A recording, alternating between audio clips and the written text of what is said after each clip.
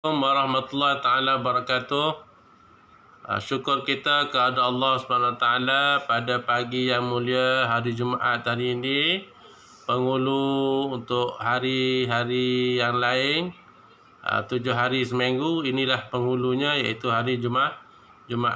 Dan insyaAllah pada hari ini kita akan bersama dalam pelajaran sirah untuk tahun 4. Mu'allim harap antum, anak-anak murid mu'allim daripada tahun 4, untuk kita memulakan pelajaran sirah pada hari ini.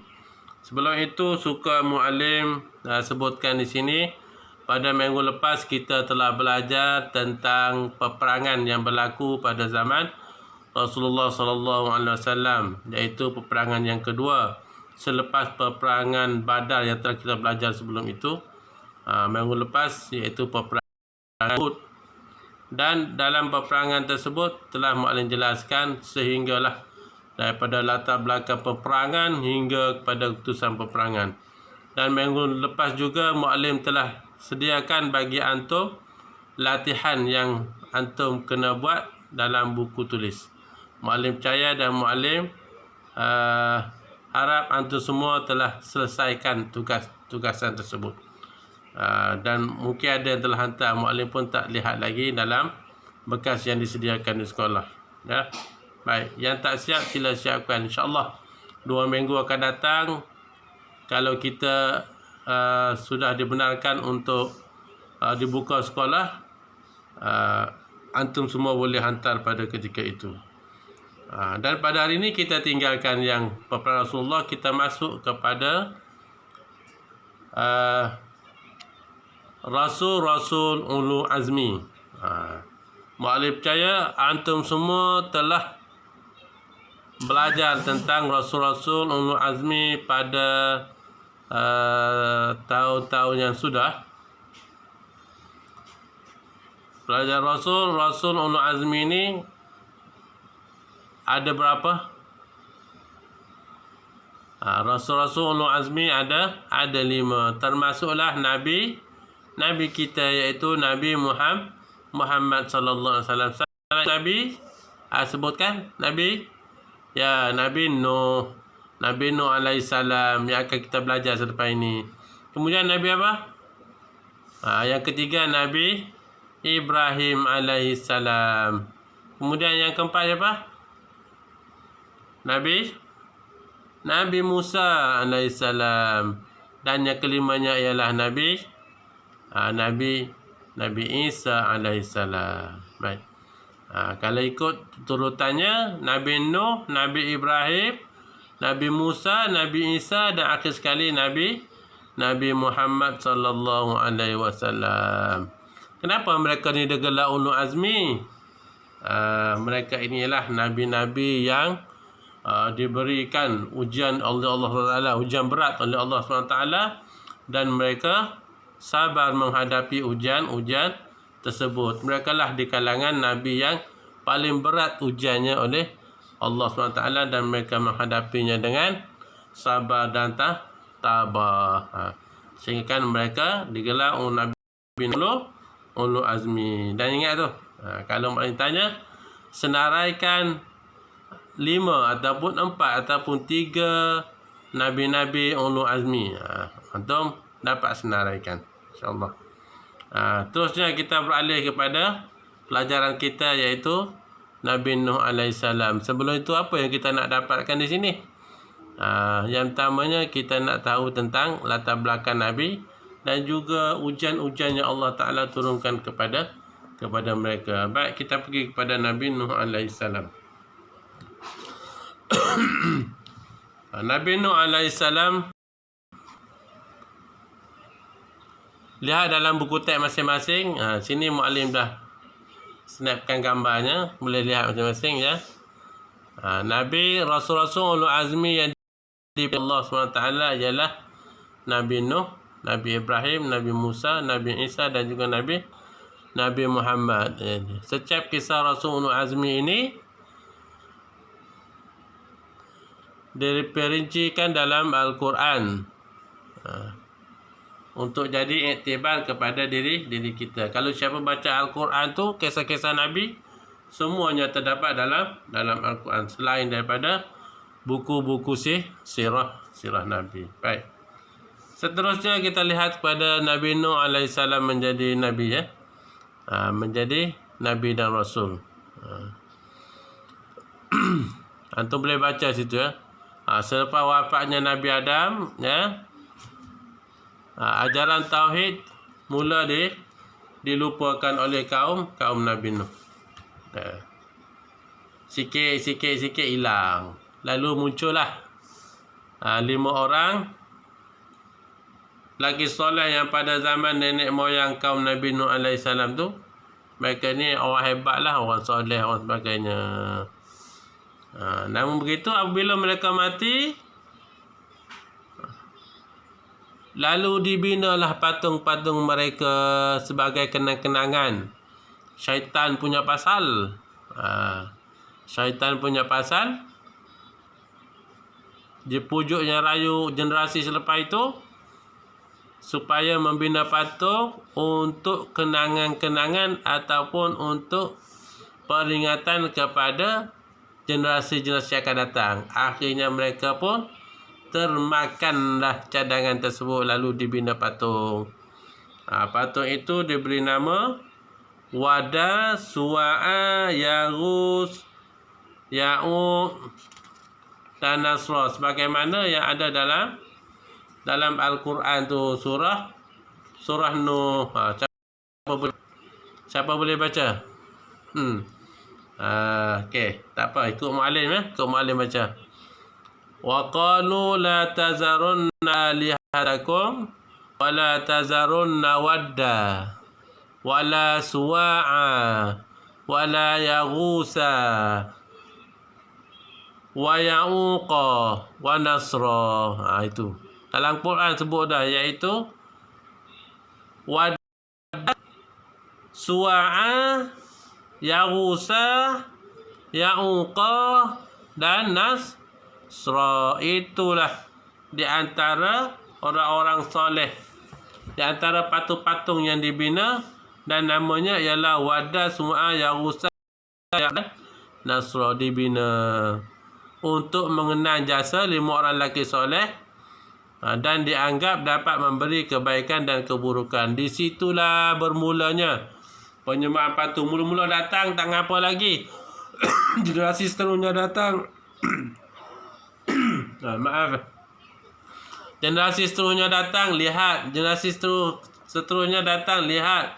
Dan selepas itu lihat. Akhirnya lihat. Akhirnya sampai satu generasi itu dia sembah. Dia sembah. Akhirnya berhala. Dan begitulah yang ada di Mekah selepas itu. Daripada bermula daripada sinilah, ya. Nanti kalau antum jumpa ceritanya nanti, siapakah yang membawa berhala di kota Mekah. Ada kisahnya. Dan dalam peristiwa banjir ni, patung-patung ni dia hanyut. Dia pergi hanyut, dihanyutkan ke kawasan yang berlainan, ya. Jadi 5 tu kawasan yang berlainan. Lalu diambil oleh masyarakat setempat, lalu disembahnya. Okey. Seterusnya, lalu Allah Subhanahu Wa Taala pun mengutuskan Nabi Nuh alaihissalam untuk menyeru kaumnya yang syirik. Apa maksud syirik? Syirik ialah menyekutukan Allah ataupun mengatakan ada Tuhan lain selain daripada Allah. Syirik. Itulah syirik, ya. Orang syirik ni kafir lah dia. Bila orang kafir boleh bunuh, tapi kita jangan, tak boleh, pemerintah saja, ya. Kalau dia syirik, maknanya dia telah keluar daripada Islam, iaitu dia telah menduakan Islam. Bukan menduakan Islam, menduakan Allah. Mengatakan Allah itu ada Tuhan lain selain daripada Allah. Jangan. Kita pun elakkanlah daripada membuat perkara-perkara yang mensyirikkan Allah SWT. Mu'allim ringkaskanlah, nanti antum bacakanlah semua ya. Kalau mu'allim baca semua, lamalah masanya di sini. Okey. Kemudian orang kafir yang mana rendah.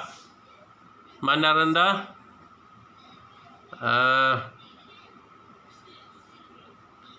Dan bersangka buruk terhadap dakwah Nabi Nuh. Nabi Nuh menyampaikan dakwah, mereka tak heran pun. Mereka perli, mereka hina Nabi Nuh alaihissalam. Nabi Nuh ni tetap bersabar walaupun ditentang oleh kaumnya.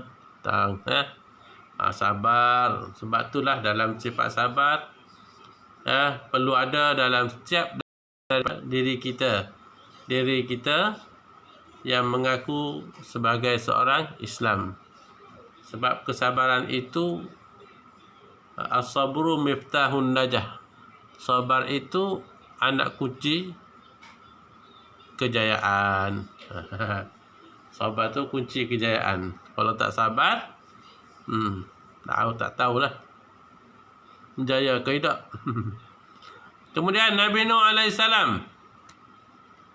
Lihat berapa lama Nabi Nuh alaihissalam berdakwah ni. Nabi Nuh alaihissalam berdakwah kepada kaumnya selama 950 tahun. Lama ke tak lama 950 tahun? 950 tahun. Satu masa yang cukup lama. Umur dia 1000 tahun, umur Nabi Nuh. Lama panjang.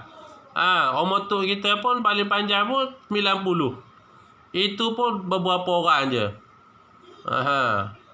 Tapi Nabi Nuh dakwah saja 950 tahun. Umurnya 1000 tahun. Umur tu kita paling panjang pun 90 tahun. Kalau ada lebih daripada itu, hanya beberapa orang saja. Baik. Dalam dakwahnya selama 950 tahun, ramai yang tidak beriman kepada Nabi Nuh alaihissalam. Dakwah macam mana pun tak mahu juga. Ya, hanya ada beberapa orang saja. Lalu Allah SWT pun perintahkan Nabi Nuh alaihissalam membina bahtera. Apa bahtera? Bahtera tu iaitu kapal besar. Atau lihat bawah tu ada gambar. Kapal besar yang dibina oleh Nabi Nuh. Kalau ada siapa kisah Nabi Nuh, dia boleh baca. Kapal tu dibuat daripada kayu apa. Berapa lama pula tanam kayu tu, pokok tu nak buat tu. Tu ditebang dan dibuatnya kapal ataupun bahtera. Perbuatan Nabi Nuh alaihissalam buat bahtera ni telah dipersendakan oleh orang kafir. Orang kafir senda Nabi Nuh buat. Bahkan dia kata Nabi Nuh tu orang gila buat tu. Ialah kering kontang buat kapal atas darat. Atas daratan. Namun selepas siap saja kapal tersebut, lalu Allah SWT turunkan banjir besar. Bau padan muka mereka. Banjir besar. Semua orang beriman dan haiwan berpasang-pasangan menaiki kapal tersebut. Ada yang kata bilangannya 80 orang. Ada yang kata bilangannya sampai 1 orang. Ada yang kata lebih daripada itu. Ikutlah berapa pun. Yang pastinya dalam lingkungan 100 orang. Termasuklah haiwan berpasangan menaiki bahtera Nabi Nuh alaihissalam. Mereka ni ialah di kalangan orang yang beriman. Orang kafir tak naik. Termasuklah anak Nabi Nuh sendiri pun tak naik. Bini Nabi Nuh sendiri. Bila ajak naik, dia kata apa? Nak pergi berenang sampai ke bukit sana. Tak mau naik, sombong lagi. Air keluar daripada bumi, turun daripada langit. Cepat sekali banjir itu berlaku. Tapi tetap juga sombong. Sehingga kan Nabi Nuh berdoa kepada Allah SWT supaya menyelamatkan anaknya. Namun begitu Allah SWT tegur Nabi Nabi Nuh sallallahu alaihi wasallam, Nabi Nuh alaihi salam. Walaqad tarakna ayatan fal min muddakir. Demi sesungguhnya telah kami jadikan batra itu sebagai tanda yang menjadi pengajaran. Maka adakah orang mahu beringat dan insaf? Nabi tegur Nabi Nuh alaihissalam, pasal apa ajak orang yang tak beriman kepada Allah SWT lah. Kemudian anaknya dah ditenggelami oleh air. Kemudian apa berlaku selepas itu? Kehidupan baru selepas banjir. Lihat muka surat 34. Mu'allim banyak ringkas hari ini. Ya, kehidupan baru selepas banjir. Allah SWT mengarahkan agar langit menghentikan hujan dan bumi menelan air. Hentikan hujan, bumi yang tadi keluar juga air, dia telan balik air tersebut. Serap balik air dan bumi, maka banjir pun surut. Dan tak ada dah banjir selepas itu. Jadi bahtera Nabi Nuh pun selamatlah mendarat. Tak jadi daratan dah pun tak ada banjir dah. Di mana tu? Selamatlah berlabuh di satu tempat. Tempat tu namanya Judi, Bukit Judi. Judi. Bukan judi yang main taruh duit tu, bukan. Tempatnya nama Judi. Jadi apa berlaku selepas itu? Akhirnya Nabi Nuh AS dan pengikut-pengikutnya bersama-samalah memulakan kehidupan baru. Selepas kejadian banjir tersebut, orang-orang yang mengikutinya, mengikuti ajarannya, mengikuti dakwahnya, memulakan kehidupan baru yang lebih lagi harmoni. Okey, itulah sedikit sebanyak tentang kisah Nabi Nuh AS. Walaupun kisahnya panjang, jadi masa yang ada sedikit ni tak mampu mu'allim nak manjangkannya. Jadi mu'allim ambil sikit-sikit saja. Nanti antum semua bacalah dalam buku ini tentang kisah Nabi Nuh AS. Berapa muka surat semua? 29, 30, 31, 32, 33 dan 34. Banyak juga. Tapi mu'allim percaya antum mampu untuk membacanya dengan lancar. Kalau perkataan-perkataan yang tak dapat disebut tu, tanyalah adik ke, ada apa, abang ke, kakak ke, ataupun ayah ataupun ibu yang ada di rumah. Wallahu alam. Ya. Baik. Sebelum mu'allim berundur diri, mu'allim nak kembali kepada buku. Boleh lihat buku aktiviti dan boleh tandakan dalam buku aktiviti. Pada minggu lepas kita telah dalam buku tulis berkenaan dengan peperangan, iaitu perang Badar dan perang Uhud. Pada hari ini dalam buku aktiviti kita tinggalkan kisah Nabi Nuh ni, kita undur sikit sebagai aktiviti 2 minggu dalam cuti antum nanti. Buka muka surat 12, 13, 14, 15 dan 16. 12, 13, 14, 15 dan 16. Ya. Di bawah tajuk perang Badar. Dalam buku aktiviti antum boleh buat. Dalam buku aktiviti sirah di bawah tajuk perang Badar dan perang Uhud, bermula muka surat 12, 13, 14, 15 dan 16. Antum boleh buat aktiviti tersebut dalam cuti pertengahan cuti penggal pertama 2 minggu yang akan bermula pada besok, ya. PDPA dah tak ada, antum buat je. Nanti buka sekolah kita akan bincang di sekolah jawapannya. Okey, faham semua? Dan cerita tentang Nabi Nuh AS antum baca kembali betul-betul bagi faham, bagi ingat fakta-faktanya supaya senang kita bersoal jawab dan buat kuis dalam kelas nanti.